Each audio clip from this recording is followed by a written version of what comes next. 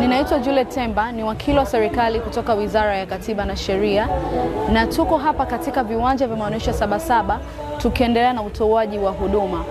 Lakini leo katika banda letu tumepokea wanafunzi kutoka shule ya sekondari St. Maximilian, na wamefika katika banda letu kwa ajili ya kujifunza juu ya majukumu yanayotekelezwa na wizara pamoja na taasisi zake.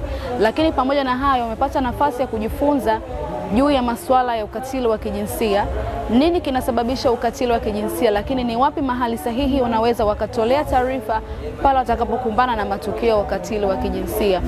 Naitwa Abigail Godfrey Marenge, ni mwanafunzi wa St. Maximilian Secondary School iliyopo Segerea.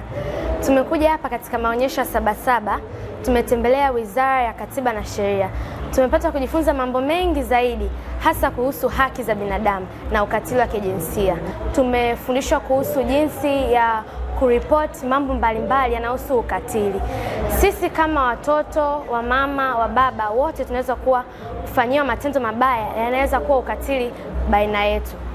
Tunatakiwa kuyaripoti hayo mambo katika idara husika, uweze kupata haki zako kama mwanadamu. Wanafunzi wenzangu, msikae kimya juu ya mambo mbalimbali yanayoyatokea. Unaweza kukatiliwa na mwalimu wako, ndugu yako wa karibu. Huna budi kukaa kimya, kwa sababu kila mtu ana haki yake. Inabidi usimame na uongee ili ukatili huo uweze kupingwa katika jamii.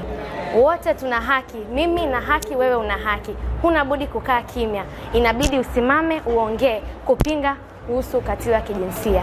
Tunawasihi wazazi, walezi pamoja na walimu wanaofika katika viwanja hivi vya maonyesho Sabasaba wasiache kuwaleta wanafunzi pamoja na watoto wao ili waweze kujifunza masuala ya ukatili wa kijinsia, ili waweze kujikita katika namna wanavyoweza kujikinga, lakini ni wapi wanaweza wakatoa taarifa na kupata msaada wa haraka pale watakapokumbana na matukio ya namna hayo. Karibuni sana.